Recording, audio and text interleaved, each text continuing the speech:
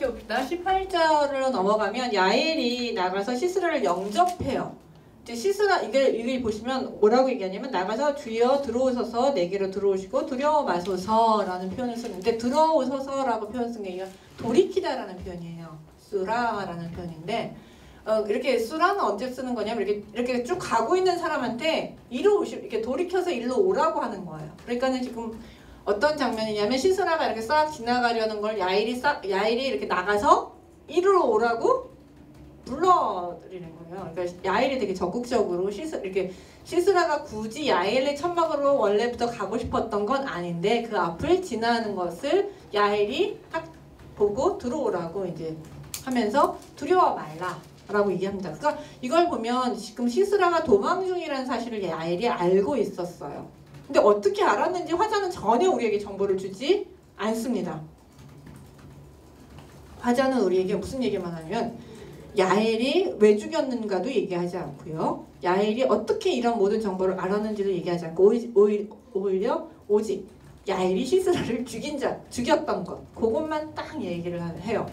정보의 제한이 많습니다. 여기에서 보시면 그래서 장막에 들어가니까 야일이 이불로 싹 그를 덮어줍니다. 그러니까 상황을 알았다는 거죠. 딱 숨겨줘요. 이불로 덮어서. 그러니까 시스라가 좀 있다가 나한테 물을 좀 달라라고 부탁하니까 물 대신에 우유를 주죠. 그러니까 두 가지 목적이 있죠.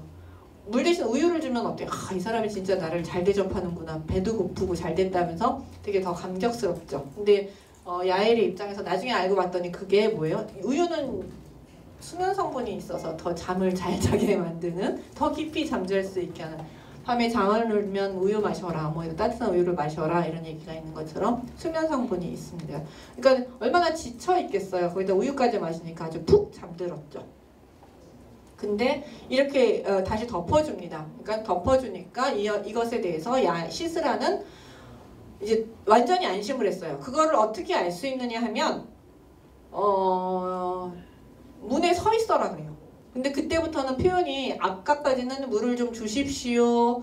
뭐 이렇게 되게 겸손한 표현을 썼거든요. 이게 청유 표현을 쓰다가 갑자기 장막문에 섰다가 만일 사람이 와서 내게 묻기를 여기서 섰다가 서 있어라. 그래서 명령형으로 싹 바뀌어요. 그것도 2인칭 명령형으로 바뀌어요. 2인칭 남성 명령형으로.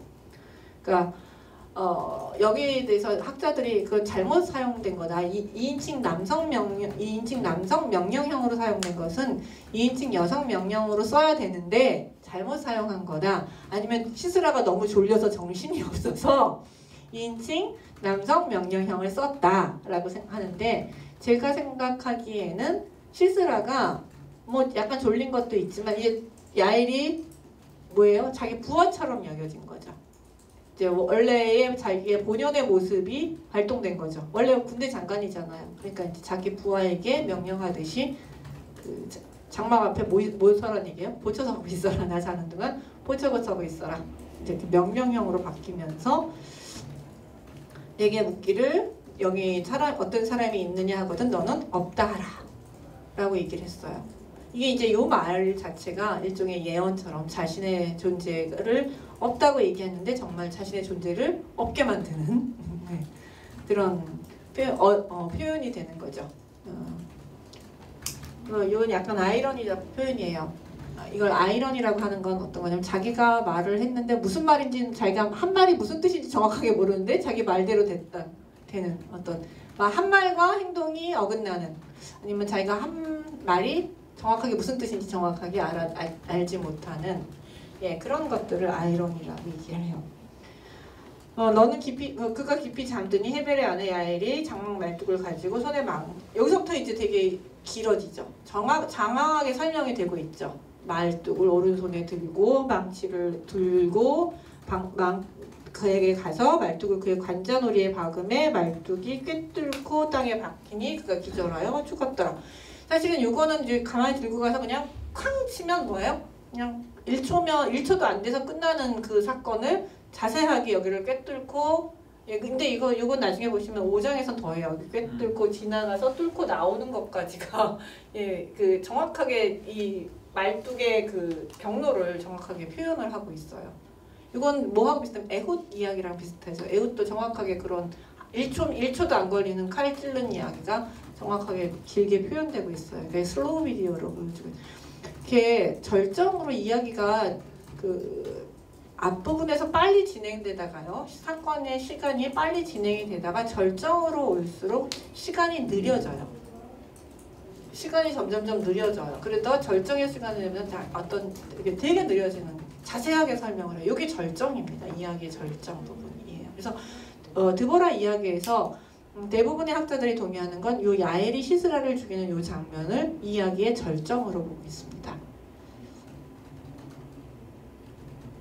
드라마도 그렇죠. 뒤로 가면 늘어지죠.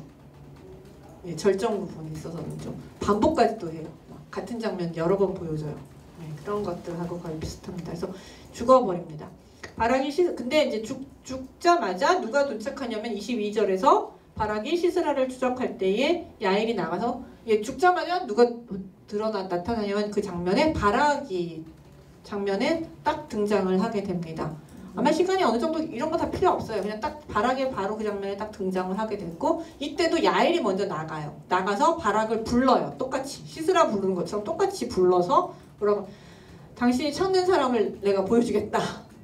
예, 라고 얘기를 합니다. 그러니까는 바락은 죽은 있으리라고 생각을 못하고 저 장막에 지금 잠자고 있거나 있는 시스라를 찾겠거니 했는데 딱 보는 순간 들어가 보니 시스라가 엎드려져 죽었고 말뚝이 그의 관자놀이에 박혔더라 하면서 지금 이 장면은 반복적이죠. 앞에 있는 걸 굳이 반복하는 이유는 바락의 시선으로 바라본 시스라의 죽어있는 모습이에요. 그래서 아까는 그냥 객관적인 화자의 모습, 화자가 설명을 한 것이고 여기서는 바락의 그러니까 시선으로 다시 한번 시스라가 죽어있는 모습, 말뚝 박혀 죽어있는 모습을 다시 한번 반복적으로 언급하고 있습니다. 이걸 볼 때 바락이 무슨 생각이 들었을까요? 예, 드보라의 예언이 성취되었구나. 정말 내 영광이 여인의 손에 넘어갔구나 라는 그 사실이 확 드러나죠. 그러니까 여기서 강조가 되고 있는 건 야엘이 시스라를 왜 죽였는가에 대한 문제는 전혀 말하고 싶지 않아요. 여기서 가장 화자가 이야기하고 싶은 핵심 포인트는 정말 드보라가 말한 그 예언처럼 시스라는 야엘이라는 여인의 손에 죽었다. 그것도 아주 비참하게 죽었다라는 사실을 여기서는 확 드러내고 싶은 것이 핵심입니다. 근데 이제 이 장면을 가지고 많은 학자들이 그동안 이제 뭐 야엘이 시스라를 왜 죽였는가에 대해서 상당히 오랫동안 연구를 하고 고민을 했어요. 느닷없이 갑자기 죽였잖아요. 네, 근데 그래서 뭐 썰이 많습니다. 하나는 시스라가 야엘의 그 장막에 든 거, 이게 이제 가장 논리적이라고 말하고 있는 마테오라는 학자가 시스라가 야엘 장면 쪽으로 온 것 자체가 잘못이다. 그것 자체가 어떤 그 야엘의 명예를 더럽히는 부분이 있기 때문에 야엘의 불명예를 일으키기 때문에 그 불명예에 대한 치욕을 갖기 위해서 야엘이 시스라를 죽였다. 이제 이렇게 설명을 해요. 그럼 좀 긍정적이긴 하죠. 야엘에 대해서 불명예를 그래서 남편한테 의심을 받아서 자기가 불명예적인 것을 얻을까봐 대신에 시스라를 죽였다. 이제 이게 가장 마테오라는 학자 그리고 이제 많은 사람들이 지지하는 학설이고요. 아니면은 이제 또 재밌는 거는 이 시스라가 야엘을 겁탈하려고 했다. 아니면 이 관계 자체가 아예 성적 관계였다. 이제 이렇게 얘기까지 합니다. 야엘이 그냥 바람난 여자예요. 야엘이 바람난 여자라서 지나가는 시스라 이렇게 불러다가 시스라 불러다가 이렇게 같이 관계를 맺고 기진맥진하 있는 사이에 죽였다. 뭐 이런 얘기를 하죠. 그러니까 아주 그냥 악녀. 그냥 악녀로 표현하는 경우도 있습니다. 왜 이렇게 성적으로 해석을 하느냐 하면 여기서 보시면은 장막에 들어간다, 이불로 덮었다, 우유를 줬다 이런 것들이 다 성적인 상징으로 해석될 수 있다라는 것이죠. 그래서 니디치라는 최근에 이 사사기를 쓴 학자는 이걸 다 성적으로 해석을 합니다. 심지어 그래서 여기서 쓰러지고 엎어지고 보면 시에서 보시면 쓰러지고 엎어지고 해서 그 27절에 이 바락이 계속 쓰러지는 장면이 나오거든요. 근데 이게 7번 나와요. 그래서 7번 했다 뭐 이런 얘기까지 합니다. 예, 성적 해석을 하는 경우도 많이 있습니다. 이 장면에 대해서. 근데 이제 그런 해석들이 정당하지 않은 게요. 내러티브에서는 성적 관계 때문에 들어가는 거면 반드시 성적 관계 때문에 텐트에 들어간다는 표현을 합니다. 예를 들어서 그 레아하고 라헬 사이에 그 합판체를 레아의 아들이 가져오죠. 그러니까 그거를 누가 뺏어가냐면 라합이 뺏어가죠. 라헬이 뺏어가죠. 그러니까 그거 뺏어가면서 그럼 넌 날 뭘 줄래? 그랬더니 우리 남편은 하룻밤 양보하겠다. 이제 이래요. 그러니까 레아가 천막문에 서 있다가 야곱을 불러줘요. 오늘 하룻밤은 내가 당신을 당신은 오늘 나한테 와야 된다. 내가 하루 당신을 샀다. 이렇게 얘기해서 그 천막에 들어간다. 이런 표현이 나와요. 그리고 나서 아이가 또 하나 생기죠. 그럼 이런 표현 천막에 들어갔다라고 얘기하는 건 반드시 그 앞뒤 정황으로 보면 뭐예요? 그럼 분명하게 그 관계 때문에 부부 관계 때문에 들어갔다는 성적 표현이 있거든요. 그러니까 구약은요 성적 표현을 상징적으로 쓰지 않습니다. 정확하게 이것은 성적 표현 그리고 그다음에 예를 들어서 롯의 딸들이 누웠다. 아버지가 누웠다. 그다음에 일어났다. 눕고 일어나는 거 알지 못했다. 그다음에 아기가 생겼어요. 그러면 이건 분명히 뭐예요? 성적 표현이었던 거죠. 그러니까 이것이 성적 표현인지 아닌지를 정확하게 표현을 하고 있지. 이렇게 지금 이게 성적 표현인지 아닌지에 대한 뉘앙스가 전혀 없죠. 예, 이런 상황 속 이런 것 이렇게는 표현 안 합니다. 그래서 이거를 성적 표현으로 해서 왜 이제 그런 이야기 하냐면 야엘이 어떻게 군대 장관 시스라를 이렇게 죽일 수가 있는가, 손쉽게 죽일 수 있는가에 대한 질문을 또 하면서도 그런 표현을 쓰기도 해요. 관계를 해서 기진맥진하게 만들어서 죽였다. 근데 이 관계 안 해도 이미 기진맥진하겠죠. 맨발로 예, 무기또에서 지금 여기까지 다 전투 모든 걸 다 읽고 온 상태에서, 그리고 암만 정신 나간 군대 장관이라도 지금 이게 비상사태인데 그러고 있을 수 있나요? 모르겠어요. 저는 이렇게 되면 남성 비하적 발언인 것 같아요. 그렇지 않나요? 저는 좀 남성 비하적 발언 같아요. 지금 이게 목숨이 왔다 갔다 한 상황 속에서 지금 그것보다 그게 먼저 생각난다는 거는 목숨보다 좀 남성 비하적 해석이 아닌가 뭐 이런 생각도 저는 좀 해봤습니다. 어쨌든 이런 그 다양한 해석들이 이 안에 들어가 있어요. 왜 죽였는가. 근데 중요한 건 여기서는 왜 죽였는가가 전혀 중요하지 않습니다. 관심이 없어요. 야엘이 시스라를 죽였다라는 그 시스라를 죽였다라는 것 두 가지가 중요해요. 그래서 하나는 드보라의 예언대로 되었다라는 것과 또 하나는 이 장면이 자세하게 나오는 이유는 우리의 왼수 같은 그 시스라, 우리를 18년 동안 그렇게 괴롭혔던, 20년 동안 그렇게 괴롭혔던, 철병거 가지고 우리를 억압했던 그 시스라, 왼수 같은 시스라가 누구의 손에 죽었다? 여자의 손에 어이없이 죽었다. 그 구약에서 여자의 손에 죽는다는 것, 장군으로서 가장 불명예적인 죽음이 여자의 손에 죽는 거죠.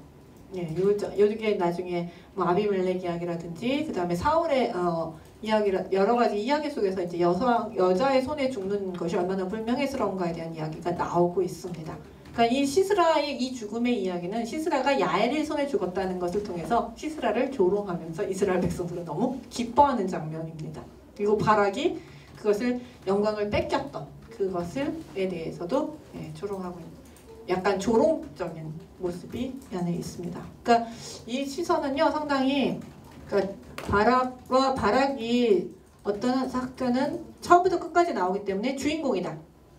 이 이야기의 주인공은 바락이다라고 얘기를 해요. 근데 이야기 속에서 처음부터 끝까지 다 나왔다고 항상 주인공은 아니죠. 아닙니다. 대신에 누가 주인공이냐면 앞부분에선 드보라. 드보라와 바락의 믿음 없음을 통해서 드보라의 믿음이 더 확실히 부각이 되고 있고요. 뒤쪽에서는 바락하고 야엘하고 비교를 했을 때 누가 더 무력이라든지 시스라하고 싸우기 좋은 조건을 가진 사람이 누구예요? 바락이죠. 남성이고 일단 군대 장관이고 하나님과 함께 하나님이 함께 하신다고 했던 그 바락이잖아요. 이스라엘 사람이잖아요. 이스라엘 남자 군인인데 이게 세 개가 다 깨졌어요 지금. 그렇죠? 이방 여인, 여자, 군인도 아닌 가정주부, 천막에 사는 여자. 이렇게 해서 하나님께서는 믿음 없는 바락을 철저히 깨부시는 것이죠. 그러면서 여기서 보여주는 것이 맞아요. 하나님은 굳이 전쟁은 여호와의 손에 있기 때문에 굳이 남자이고 군대 장관이고 이스라엘 사람이 아닌 여자 손에서도 얼마든지 적장을 죽일 수 있고 전쟁을 승리로 이끌 수 있다라는 것을 보여주시는 것이죠. 그래서 이게 참 야엘의 이야기가 우리에게 도전을 참 많이 주는 거, 설교할 때 참 좋은 소재가 되죠. 왜냐하면 아무것도 없어도 아까 말한 대로 익숙한 텐트 치는 일이 그럼 왜 장막 말뚝이냐? 텐트 치는 일이 여자의 일이에요. 구약에서는 유목민들에게는 텐트는 여자들이 칩니다. 그러니까 늘 텐트 쳤다가 뺐다가를 여자들이 해요. 그러니까 이게 여자들의 가재도구입니다. 우리나라도 요즘은 조금 좀 적어졌지만 예전에는 여자들 가재도구가 좀 험악한 게 많았습니다. 홍두깨 뭔지 아세요? 홍두깨, 절굿방망이, 요즘은 후라이팬, 식칼도 있습니다. 부엌에는 위험한 물건들이 아주 많이 있습니다. 이런 것들이 그러니까 생각보다 이런 것들이 익숙한 물건을 가지고 적장을 얼마든지 죽일 수 있죠. 하나님은 얼마든지, 그러니까 있는 것만 가지고도 하나님한테 순종하면 얼마든지 사용받을 수 있는 것이고, 그 다음에 하나님은 그 힘이 없는 그 사람도 얼마든지 사용하실 수 있어요. 자신의 목적으로. 그러니까 뭔가를 맨날 갖춰야 된다고, 우리 맨날 스펙 쌓아야 된다고, 뭔가 돼야 된다고 막 이러면서 하는데 그렇지 않고 있는 모습 그대로 하나님이 사용하신다. 다만 사용하여 주옵소라고 순종했을 경우에 하나님이 사용하신다라고 얘기할 때 야엘처럼 좋은 예가 없는 것 같아요. 이렇게 해서 이렇게 전쟁에 결국은 시스라 장군을 이겼기 때문에 이제 핵심 전력이 이겼죠. 그러니까 전쟁 이야기가 이제 결말로 나오게 됩니다. 이제 그래서 23장, 24장에서 가나안 왕 야빈을 이겼다라고 얘기를 하고 있고, 전쟁을 통해서 가나안 왕 야빈은 전세는 완전히 기울게 되었고, 그 다음에 야빈 왕이 죽게 됩니다. 주인공들이요, 보시면 1절, 2절, 3절에 나왔던 주인공들이 드디어 이제 23절, 24절에 나와요. 야빈이 그때 나왔죠. 그래서 이스라엘 전쟁에 있어서요, 가나안 전쟁이 사실은 이 전쟁 말고도 여러 전쟁이 있었겠죠. 가나안 야빈이 죽는, 여기 보시면 이제 23절, 24절을 보면 시스라가 죽는 전쟁도 있었지만 그 외에 야빈과 싸운 또 다른 전쟁들이 있었겠죠. 이번 한 번만 전쟁이 있는 게 아니에요. 전체 큰 틀에서. 그러나 사사기는 그 사사들이 싸웠던 그 시대 속에서 가장 핵심적인 전투 한두 개만을 우리에게 알려주고 있고요. 나머지는 그냥 이렇게 싸워서 이겼다, 이렇게 이 정도로 해서 끝내줍니다. 그러니까 모든 전투를 다 언급하는 게 아니라 핵심적인 한 전투, 두 전투만을 우리에게 알려주고 있습니다. 그래서 이제 드보라가 이 전쟁에서 이기게 됐고, 그래서 전쟁에 가나안은 이제 드디어 모두 물리치게 됐어요. 가나안을 모두 쫓아내고 이 가나안을 완전하게 정복하는 그 사건입니다. 그래서 이 사건은 되게 그 드보라 전쟁은 되게 큰 전쟁이었어요. 그 가나안 핵심 사건이라고 볼 수 있죠. 가나안 정복의 핵심 사건 중에 하나입니다. 그 다음에 이제 보시면 이 전쟁이 끝난 다음에 노래가 나와요. 지난번에 제가 얘기했듯이 드보라 노래는 드보라 이야기라는 전체 틀 속에서 드보라라는 화자가 이제 노래를 하고 있습니다. 그러니까 이야기가 아직 끝나지 않았어요. 이야기는 어디서 끝났냐면 5장 그 마지막 부분에 드보라 그리고 40년 동안 평화하였다라는 5장 31절 마지막 부분에서 끝나고 있고요. 노래는 5장 2절부터 시작해서 5장 31절 상반절까지가 그 노래는 그 이야기 안으로 들어갑니다. 그리고 이거의 화자는 드보라예요. 그래서 이 노래는 3인칭이 아니라 1인칭으로 되어 있어요. 나 드보라가 노래한다, 내가 노래한다. 그래서 1인칭으로 되어 있습니다.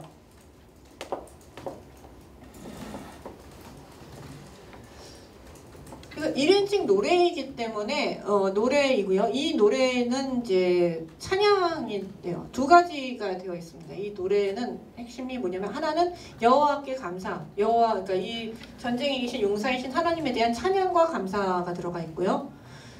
이제 그래서 여호와께 찬양과 감사하는 부분이 한 부분 앞부분에 들어가 있고 뒷부분으로 가면은 전쟁에 참여한 자에 대한 축복과 전쟁에 참여하지 않은 자에 대한 저주가 들어가 있습니다. 네, 요것이 그 드보라 노래의 가장 큰 틀이라고 볼 수 있어요. 그래서 1절부터 5절, 2절부터 5절까지 보시면 드보라가 아비노함의 아들 바락이 노래하여 이르되, 그래서 1절에 나오죠. 근데 여기서 이걸 드보라의 노래라고 얘기하는 이유는 주어가 드보라예요. 그러니까 3인칭 여성 단수로 되어 있습니다. 노래하다라는 단어가, 그러니까 동사가요. 그러니까 주어 바락은 그냥 일종의 들러리이고요. 메인은 드보라입니다. 히브리어의 경우에는 이런 경우가 상당히 많이 있어요. 그래서 노래를 하는데 보시면 아까 제가 여호와께 모든 통치자들에게 이제 여호와를 찬양하라라고 촉구를 하면서 노래가 시작이 되고 있고, 아까 제가 4절 얘기했죠. 주께서 세일로부터 나오시고 에돔의 들로부터 진행하실 때 땅이 진동하고 하늘이 물을 내리고 구름도 내렸다.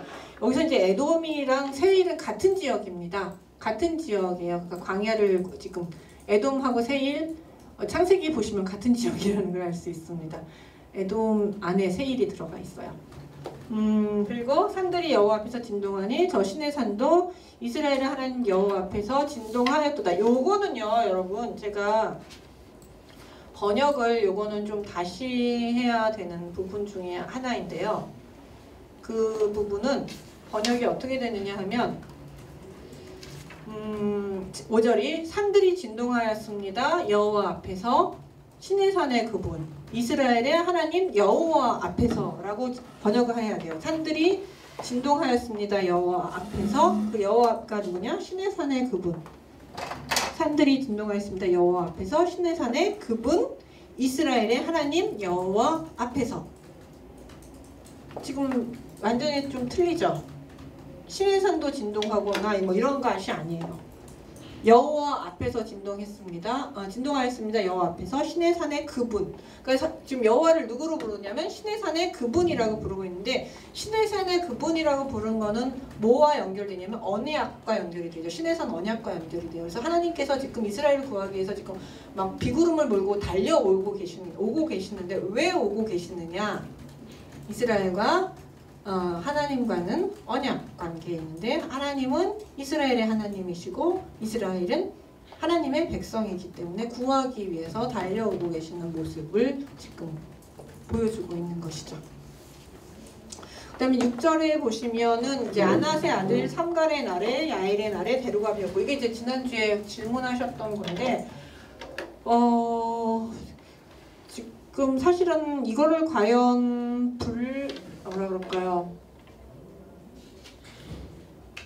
비난이라고 봐야 되는 건지 사실적 묘사라고 봐야 되는 건지 사실 조금 애매하긴 해요. 그러니까 부정적인 요소가 저는 생각은 안 해봤었는데 부정적인 요소가 아예 없지는 않다고 볼 수는 있을 것 같아요. 왜냐하면 지금 삼갈에 대해서는 그냥 소모는 막대기로 블레셋 사람 600명을 죽였고 그도 이스라엘을 구원하였더라 라는 표현만 있지, 그가 구체적으로 이스라엘의 평화를 더 많이 지켰다던가 뭐 이런 부분들은 없거든요. 그 블레셋 사람 600명 죽인 게 끝이거든요. 근데 가나안 사람들에 대한 어떤 영역을, 이 사람들을 무력을 억제했다라든지 뭐 이런 표현들은 없어요. 그러니까 삼갈이 상당히 좀 제한적으로 사사적 역할을 했다라고 해석할 수 있는 여지가 있어요. 근데 꼭 그래서 그러니까 삼갈과 야엘의 날에는 되게 힘들었다. 삼갈의 날과, 그러니까 삼갈이 이 가나안까지는 그러니까 블레셋은 블레셋 쪽으로는 좀 손을 좀 봐줬는데 이쪽 가나안 쪽까지는 영역 확대를 못한 거죠.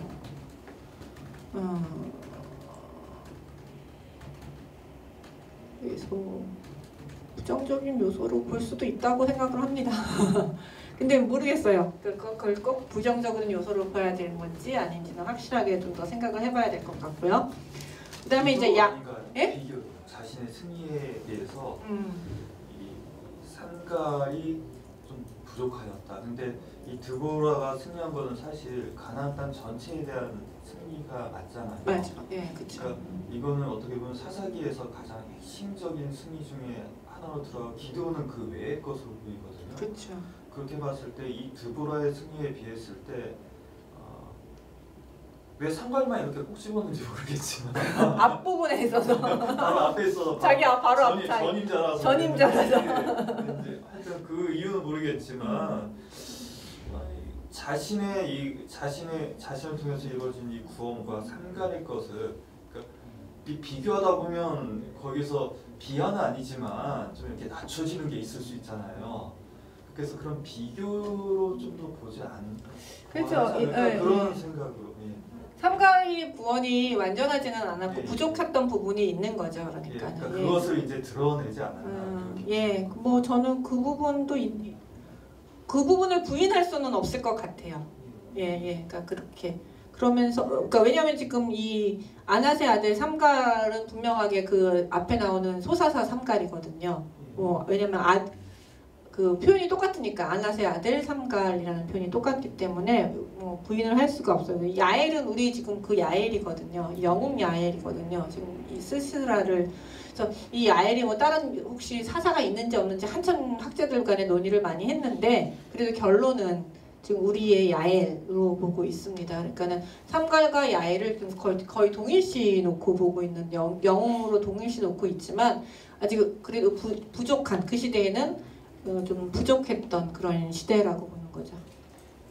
왜냐면 대로가 비었고 행인들은 꾸불꾸불한 길로 아주 소로로 피해서 다닐 수밖에 없었던 이런 시절에 누가 일어났느냐면 이런 시절에 지도자도 없어요. 그쳤도다 그 지도자가 이스라엘에 그쳤도다 근데 언제까지 나 드보라가 일어나기까지. 그러니까 삼갈이 부족하고 삼갈과 비교됐을 때 내가 일어날 때까지 제대로 된 지도자가 없었다라고 이야기를 하고 있습니다.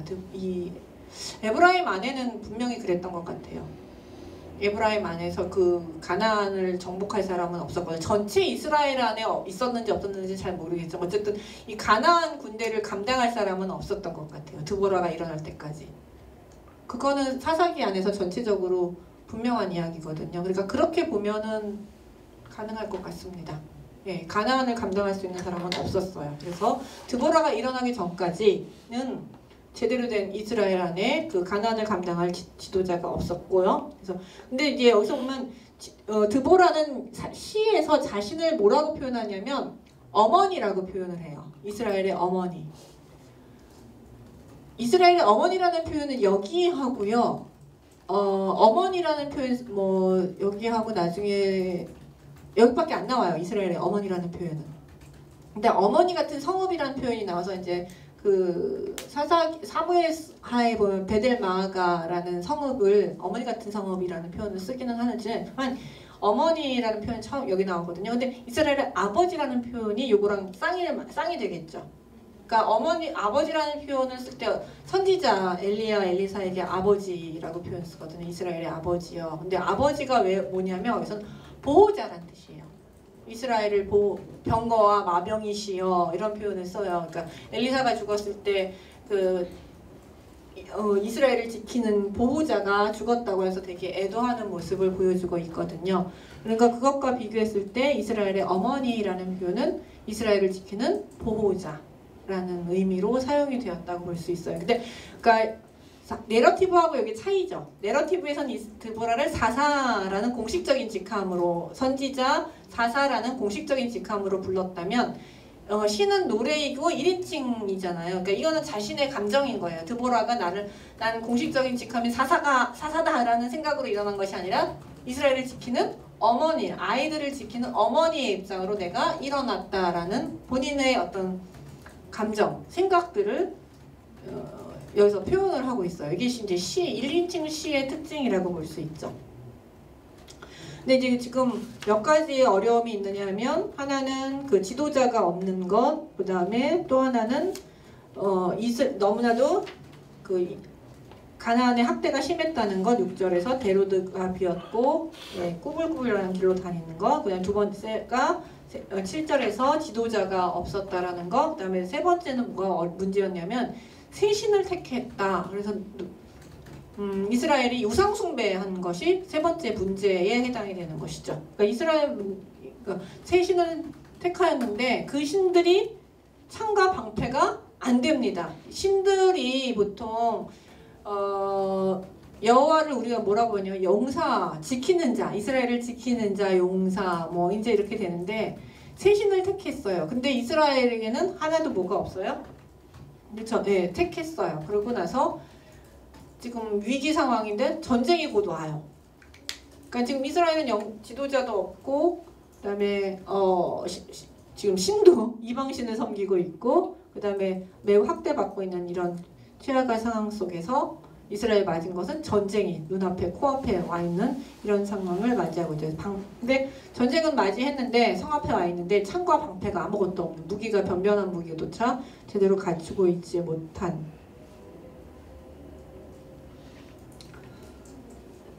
그런 모습들, 아주 어려운 모습들을 지금 여기서 앞부분에서 이제 그런 상황 속에서 드보라가 일어났다라는 것을 이제 여기서 설명하고 있어요. 그래서 10절은 다시 분위기가 바뀌어갑니다. 9절부터 다시 여호와께 대한 찬양으로 넘어가요. 내 마음이 이스라엘의 지도자들에게, 이스라엘 백성 가운데 헌신한 자에게 향하니 여호와를 찬양하라. 이게 이제 구조적으로 보면은, 저는 이게 드보라 노래는 구조를 제가 발단, 전개, 절정, 결말 내러티브적으로 짰어요. 그게 이제 다른 주석들을 보면 아마 이제 이게 AB 뭐 이런 구조로 짰는데, 저는 발단, 전개, 절정, 결말로 짰거든요. 왜 그렇게 가능하냐면 드보라 씨는 내러티브적 성격을 가지고 있어요. 다른 시와 좀 다르게 그 발단, 전개, 절정, 결말이 딱 맞아요. 이게 보면은 그래서 이제 그런 구조로 짰습니다. 그래서 1년, 2년으로 나누고 있지만 그런 구조를 가지고 있어요. 그 다음에 이제 10절에서 보시면 갈색 암나기를 탄 자들아, 말 한 장에 앉은 자들아, 길을 걸어다니는 자들아 선포할지어다. 그래서 모든 사람들, 모든 계층들한테 선포하라고 얘기를 하고 있어요. 그 다음에 떠들썩한 곳, 물 길는 떠들썩한 곳에서, 여기서 이제 뭐 화살 얘기하는데 그게 아니라요, 떠들썩하다라는 뜻을 가지고 있습니다. 활 쏘는 자들의 소리로부터라는 우리말로 번역되었는데, 이거는 떠들썩한 소리로 번역하는 것이 좀 더 맞는 번역이에요. 사사기 5장은 구약에서 번역하기 가장 어려운 시예요. 가장 오래된 시거든요. 누구 다음이냐면 모세의 바다의 노래 다음으로, 그 다음으로 오래된 시이기 때문에 번역이 가장 어려운 시예요. 그곳에서 계속해서 찬양하라. 예.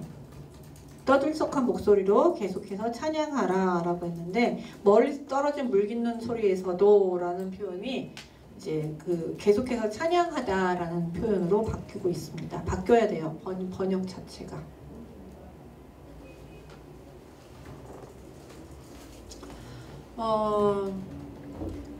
이렇게 이제 9절까지, 그러니까 8절까지가 되게 위기 상황이었고, 다시 한번 여호와께 대한 찬양과 백성들이 이제 전쟁에 참여하는 것에 대한 찬양이 나오고 나서 이제 12절부터 전쟁의 상황들이 이제 진행이 됩니다. 그때 백성들이 이런 위기 상황에 왔을 때 이야기는 8절부터 12절로 연결이 됩니다. 다시 한번 찬양이 있고 나서 다시 이야기가 12절부터 연결이 되는데, 깨어라 깨어라 드보라여, 깨어라 깨어라 노래를 불러라, 일어나라 바라기 하면서 드보라를 막 깨워요. 깨어라 깨어라. 그래서 일어나 일어나 라는 얘기를 4번이나 해요. 반복적으로.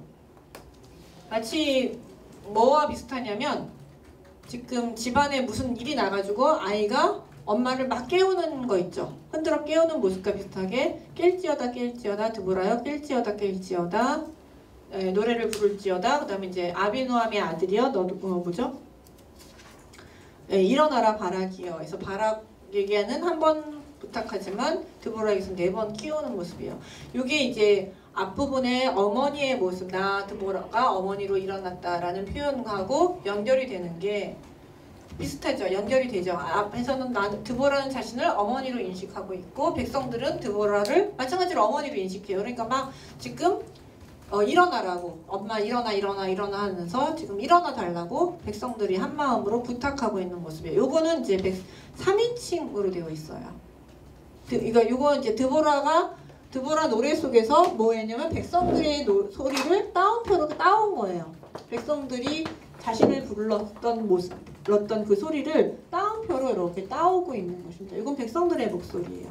그러니까 자기가 이 소리를 듣고 뭐 한 거죠? 일어난 거죠. 백성들의 이런 외침을 듣고 자신이 일어나게 됐다라고 얘기합니다. 바락에 대해서도 이런 자기가 일어났어요. 그 다음에 이제 전쟁 준비하면서 자기가 일어나고 그 다음에 바락이 일어나고 그 다음에 귀족들이 내려오고 자신들이 이제 전쟁에 참여하기 시작합니다. 그래서 13절 그러니까 남은 자들이 귀족들에게 내려왔고 여호와의 백성이 전사로서 내게 내려왔다. 이제 내가 깨어나고 일어나고 바락이 일어나면서 이제 다른 사람들이 이스라엘 백성들이 전쟁하기 위해서 내려오기 시작했다. 하면서 14절부터 이제 뭐냐면 참여지파들의 명단이에요. 참여지파들의 명단 에브라임에서 아말렉의 뿔을 둔 자들이 내려왔고 그 다음에 베냐민, 마길은 그 므낫세를 얘기합니다. 므낫세의 아들 이름이 마길이죠. 그래서 므낫세를 표현할 때 마길이라는 표현을 씁니다. 마길을 므낫세에서도 내려왔고 스불론에서도 내려왔고 이사갈에게서도 내려왔고 그 다음에 그래서 15절 상반절까지는 그 내려온 사람들의 명단이 쭉 기록되어 있고요. 그 다음에 이제 근데 르우벤 신학가에서는 큰 결심이 있었구나라는 말이 2번 나오는데 15절 마지막과 17절 16절 마지막에 르우벤 신학가에서는 큰 갈등이 있었구나라고 2번 나오는데요. 이거는 우리 말에는 큰 결심 뭐 이렇게 나와 있죠. 큰 결심이 있었다. 결심이 아니라요. 계속 갈까 말까를 고민하는 그런 상황을 얘기해요. 이게 결심이 아닙니다. 그러니까 마치 큰 결심이 있었다면 거의 참여한 것 같죠? 아니에요. 이거는 큰 갈등을 얘기합니다. 갈까 말까를 계속 갈등하는 거죠. 그래서 15절 그 큰 결심하고 16절의 큰 갈등하고는 단어가 다르긴 해요. 근데 비슷한 뜻이에요. 그래서 저도 이제 한국말 때문에 결심이라는 얘기를 하긴 했는데 갈등이라는 표현이 훨씬 더 맞습니다. 갈등이라고. 그러니까 내일 앉아 시내가에 앉아서 뭐 하고 있냐면 갈등하고 있는 모습이에요. 갈까 말까. 그리고 근데 왜 르우벤은 2번이나 얘기했을까요? 이게 되게 큰 지파거든요. 엄청나게 큰 지파하고 가까운 지파인데도 참여하지 않고 있는, 그러니까 요단 동편이에요. 이쪽 요단 동편 지역에서 이제 참여하지 않고 있는 모습. 그 다음에 이제 어찌하여 너희는 양의 무리가 가운데 앉았느냐? 양떼를 모는 피리 소리를 듣고 있느냐? 르우벤 시내가에서는 큰 갈등이 있었구나. 길르앗은 요단 저편에 거하고, 요단 저편이면 요단 동편이죠. 길르앗은 요단 동편이에요. 그러니까 요단 서편에서 지금 일어나는 전쟁에 요단 동편은 참여하지 않은 거죠. 그 다음에 단은 또 맨 꼭대기 위에 있죠. 그러니까 그 배 위에 거한다.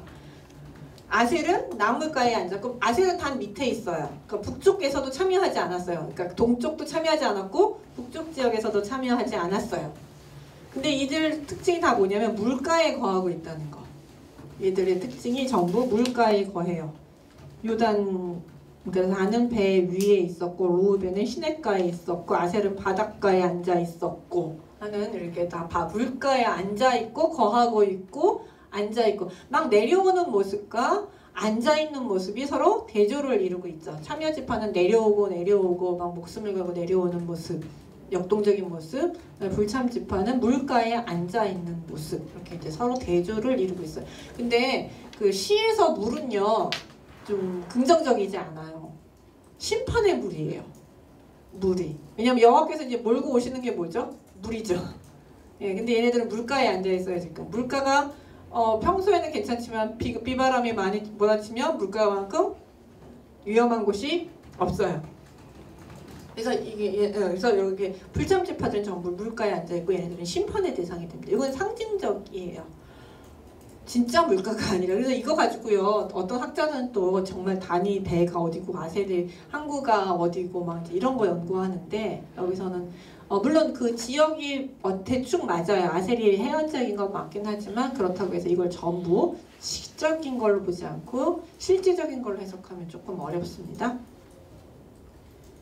그다음에 이제 요거 반대로 스불론은 죽음을 무릅쓰고 사실 이것과 대조적으로 스불론은 이거 얼마나 더 목숨을 아끼지 않고 전쟁에 참여했는가에 대한 대조를 통해서 다시 한번 꽉꽉 받고 있습니다. 그러니까 참여지파, 불참지파, 참여지파를 통해서 불참지파에 대한 비난이 되게 가중이 되고 있어요. 이게 보시면 아까 이제 이 전쟁 장면은 19절부터 이제 설명을 드렸죠.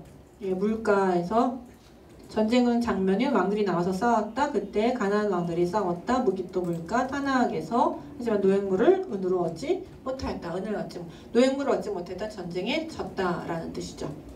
전쟁에 졌다. 아까 20절부터 설명을 드렸죠. 하늘로부터 싸우고 폭우가 막 내리는 장면을 폭우가 막 내리고 있고 상상을 해보세요. 지금 이 여기다 쫙 병거 깔아놨는데 여기 갑자기 물이 막 몰아쳐가지고 그럼 저 병거들이 진천길에서는 병거가 물에서는 제일 소용없는 것이죠.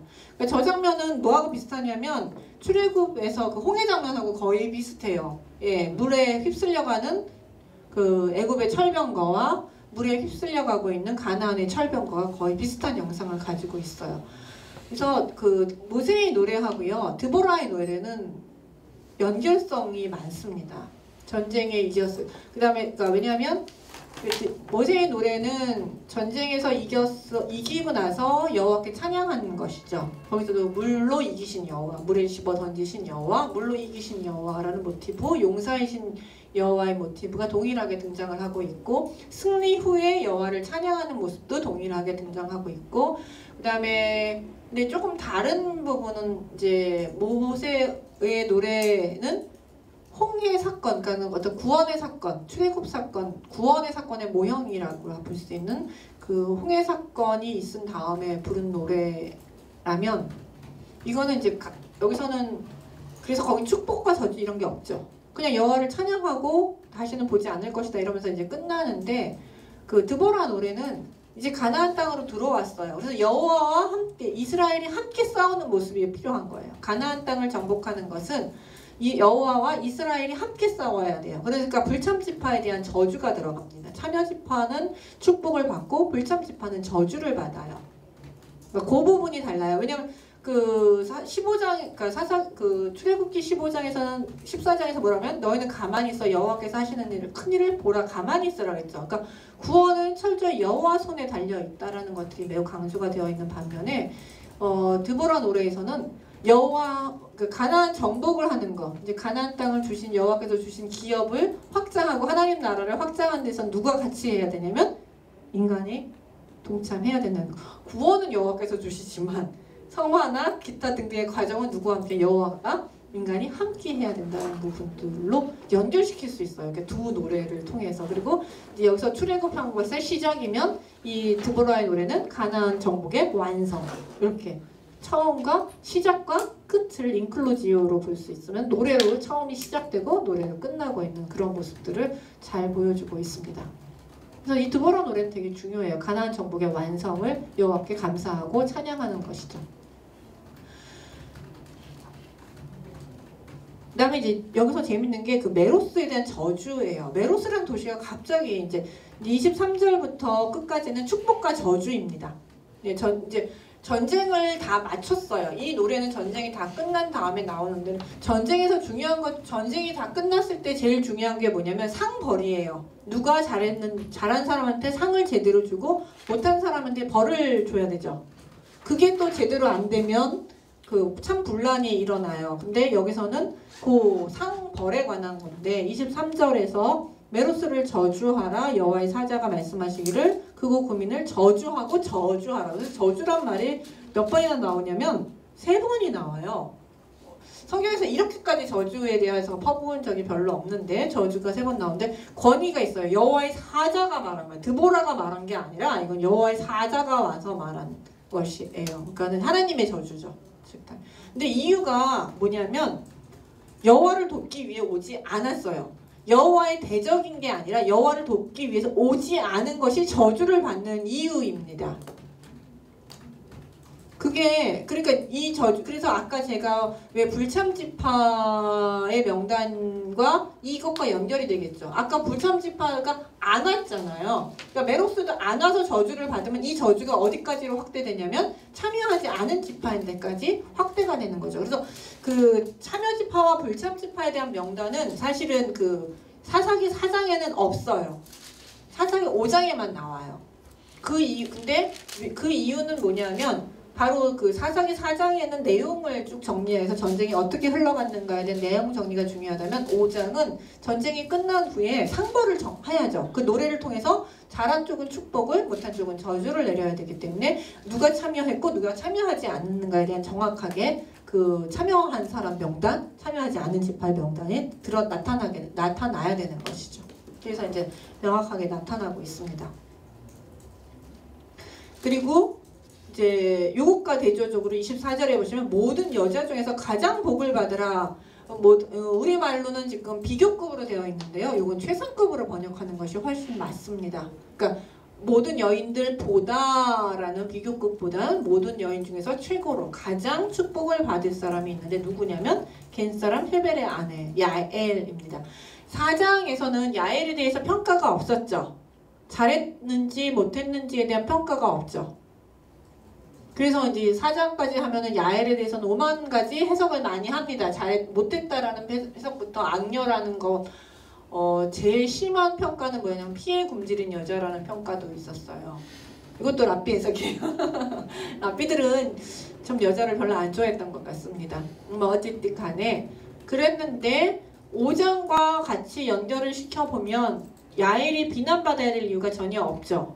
예, 왜냐하면 이 전체 그 하나의 4장, 5장을 하나의 텍스트로 본다면 5장 안에서 이미 충분히 야엘을 축복하고 있고 긍정적으로 평가하고 있기 때문에 4장의 그 평가 자체를 부정적으로 보는 것은 볼 수가 없는 것이죠. 같이 하나의 텍스트 안에서 봐야 되니까. 그래서 야엘은 긍정적으로 축복받을 여자로 보고 있습니다. 왜냐? 이유는 단 하나예요. 시스라를 죽인 것이에요. 그래서 시스라를 죽인 사건만 여기서는 뭐 텐트로 부르고 뭐고 하고 이런 게 없어요. 딱 시스라를 죽인 장면에만 포커스를 딱 맞춰요. 그래서 시스라를 죽인 장면에 딱 포커스를 맞추는데 더 심한 건 얘는 이 야엘이 시스라를 죽이는 장면은 내러티브보다 더 슬로우 비디오예요. 그리고 반복이 되어 있어요. 심지어 반복 화면이에요.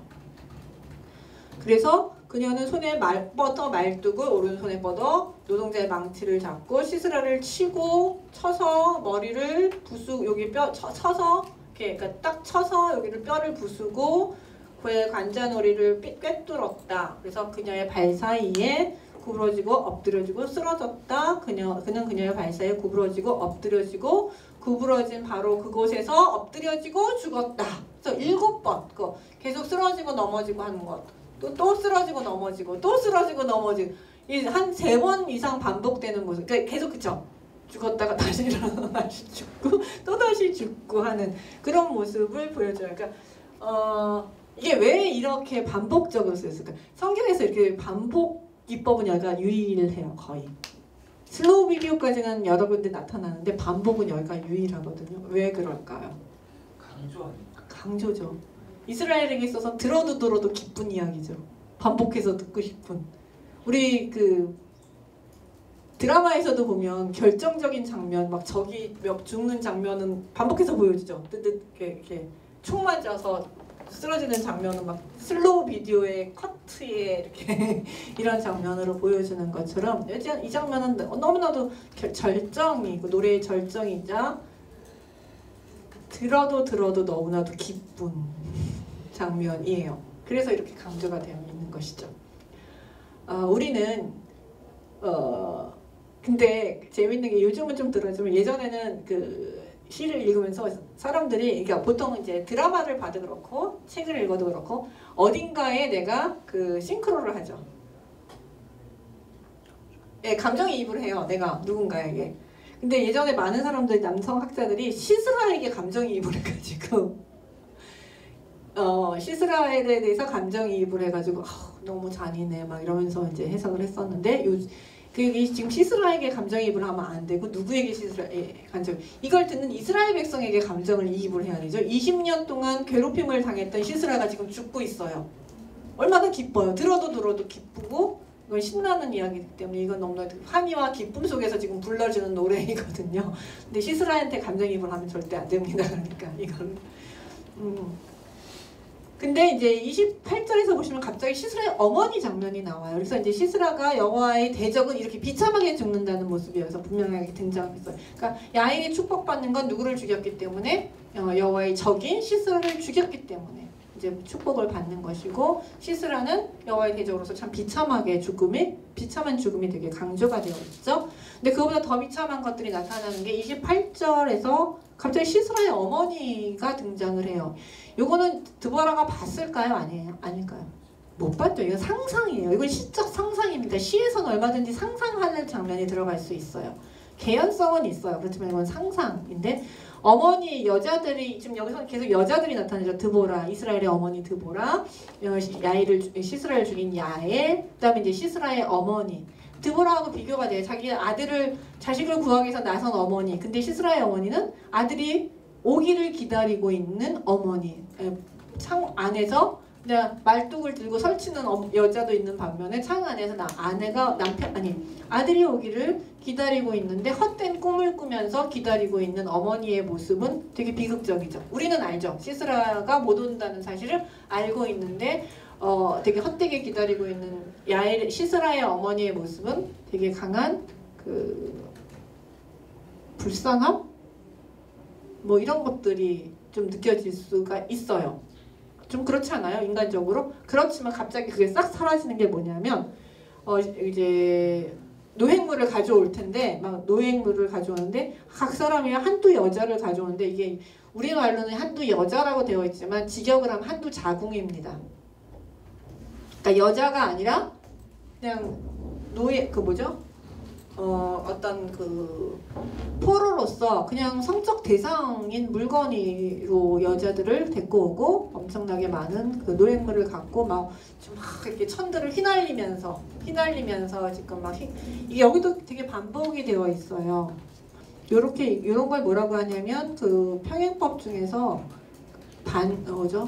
증강적 반복법이라고 얘기하는데 하나씩 내용이 첨가돼요. 30절에 보시면 시스라를 위한 채색 옷의 노획물을 수노인 채색 옷의 노획물을 그다음에 양면의 수노인 채색 옷 그쵸 계속 증가가 되죠. 하나 채색 옷부터 시작해서 수노인 채색 옷도 양면의 수노인 채색 옷 그래서 평행법이긴 한데 하나씩 증강되고 있는 그런 독특한 평행법을 보여주고 있어요. 그래서 점점 한 바퀴 돌고 두 바퀴 돌고 세 바퀴 돌면서 점점 화려해지고 있는 그런 모습들을 실적으로 표현을 하고 있죠. 근데 점점 꿈이 화려해질수록 현실이 어때요? 더 비참함을 보여주고 있어요. 그러니까 돌아오지 못할 아들을 기다리고 있는 그 어머니의 비극적인 모습을 통해서 비극적이죠? 되게 비극적인 모습을 통해서 여호와의 대적의 비참한 모습을 잘 보여주고 있다고 볼 수 있어요. 그래서 맨 마지막에 갑자기 이런 모습을 보여주다가 갑자기 뭐라고 얘기하냐면 그러므로 여호와여 당신의 모든 적은 멸망당하게 하소서. 그러나 그러니까 시스라와 시스라의 어머니처럼 여호와의 대적은 이렇게 멸망당하게 하시고 그러나 당신을 사랑하는 자는 해가 힘있게 돋은 것 같이 하소서 하면서 이제 이야기가 끝나고 있죠. 이 여호와를 사랑하는 자는 야엘, 아라, 이스라엘 백성들, 드보라 이런 사람들 전쟁에 참여했던 사람들을 이야기하고 있는 것이죠. 되게 시이지만 이야기가 있죠. 시이지만 이야기가 있고 참 내용이 참 많습니다. 그래서 이제 그러고 나서 맨 마지막에 평화 보고가 40년 동안 평화했다라면서 이제 전체적으로 드보라 이야기가 끝나면서 가나안 전쟁이 마감이 돼요. 전체적으로. 그래서 드보라는 되게 중요한 사사인데 그래도 불구하고 그동안 상당히 평가절하되었던 이 전쟁은 그러니까 모압하고 맞먹는 전쟁이냐 하면은 철병거를 했던 그러니까 갈렙과 맞먹고 그다음에 그 이상 홍해 사건과 맞먹는 그런 아주 결정적인 가나안 정복의 가장 결정적인 전쟁이었다라고 볼 수 있습니다. 내용이 너무 많고 자세하게 하는 바람에 제가 하고 싶은 말을 다 했는지는 잘 모르겠는데 알아들으셨는지 잘 모르겠어요. 어떤 또 질문, 저한테 질문 있으면 하세요. 제가 자잘하게 얘기하다 보니까 크게를 얘기를 안 한 것 같고 적용점은 전혀 얘기를 못한 것 같긴 한데 있으세요? 질문? 있으시면 하세요. 이 내용을 보니까요. 이게 한두 시간 가지고 해서는 분량이 너무 부족한 많은 양이 담겨있는 내용이라 예, 다른 것에 비해서 내용이 많아요. 그래서 이거 교수님 강의가 부족했다는 게 아니라 시간 때문에 못 들어서 아쉬운 부분. 예, 생각보다 내용이 많죠. 예, 이게 그러니까 다른 거에 비해서 이 드보라 내용은 왜냐하면 논란도 많았고 이야기되는 것도 많고 그 다음에 그동안 해석이 제대로 되지 않은 부분도 많고 그러니까 특히 시 같은 경우는 번역이 다시 새로 싹 돼야 돼요. 왜냐하면 시적인 뉘앙스를 전혀 살리지 못했기 때문에 그 번역이 새로 싹 돼야 되는 부분들이 있어요. 그래서 제가 이제 일단 제 논문으로 썼고서 책으로 내기는 했는데 어쨌든 좀 더 이게 정리가 돼야 돼요. 좀 더 많은 이야기들이 있는데 어쨌든 잘 못 정리, 그냥 세세하게 한 얘기를 하다 보니까 크게는 못 드린 것 같아요. 근데 크게 내러티브하고 시하고의 차이도 몇 가지 제가 지금 설명을 드렸죠. 그것도 좀 드려야 되긴 하는데 그동안 그 내러티브하고 시가 두 가지 있는 경우가 이렇게 그 같은 내용이 시와 내러티브로 있는 경우는 없습니다. 사실 그러니까 뭐 그 홍해 사건 14장 15장이 있긴 하지만 그 조금 달라요. 이거하고 조금 달라요. 근데 그래서 뭐 4장이 먼저냐 5장이 먼저냐 아니면 어느 게 거짓말이 내용이 좀 다르잖아요. 지금 어디는 참여집화 불참여 참여집화도 다르고 뭐 죽인 장면도 다르고 뭐 이렇게 해서 서로가 어느 게 먼저냐 어느 게 나중이냐 어느 게 거짓말이냐 뭐 이제 이런 얘기를 해요. 근데 4장에서 분명히 바락은 부정적인 인물이었죠. 근데 5장에서는 바락은 부정적인 인물이 아니에요. 긍정적으로 나와요. 긍정적인 인물로 나오는데 그럼 어떻게 볼 것이냐 이런 것들을 이제 이런 토론들이 상당히 많이 있는 부분들이기도 해요. 이 부분은 근데 그 시하고 내러티브가 서로 좀 관점이 다르고 그다음에 표현 양식이 다르고 그다음에 이제 그 사용하는 언어가 좀 달라요. 표현 양식들이 다르고 그다음에 이제 시는 이제 요거는 이제 여러분들이 알아두시면 좋은데 내러티브 안에 들어가 있는 시는 신학적인 의미를 담고 있어요. 아주 재밌는데 시가 좀 더 신학적이에요. 여호와가 어떤 분이냐는 것은 내러티브에서는 그냥 여호와가 어떤 일을 하셨다라는 수준에서 나오거든요. 그러니까 하신 일에 대해서 설명을 해요. 내러티브는. 그쵸? 여호와께서 어떤 일을 하셨다는 설명이 나오지만 시는 여호와가 어떤 분인가를 정확하게 얘기해요. 용사이신 하나님, 비구름을 몰고 지금 달려오고 계신 여호와 이런 모습들은 전부 어디서 나와요? 시에서 나와요. 그 다음에 나중에 보면 한나의 노래에서도 그 낮은 자를 높이시고 높은 자를 낮추시고 하는 것도 전부 그 시에서 나오죠.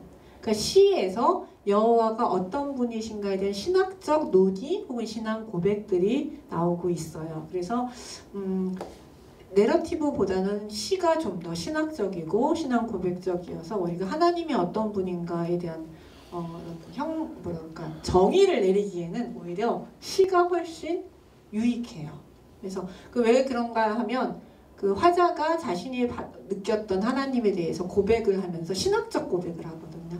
잘 경험했던 하나님이 어떤 뭐 양을 치는 하나님 같은 분이, 근데 그러니까 목자 같은 하나님의 모습 이건 내러티브에 안 나오죠.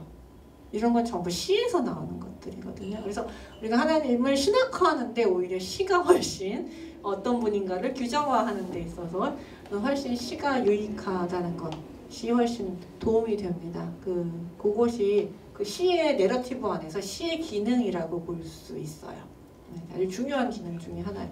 뭐 나중에 또 그런 게 나오면 또 한번 다뤄보기도 하죠.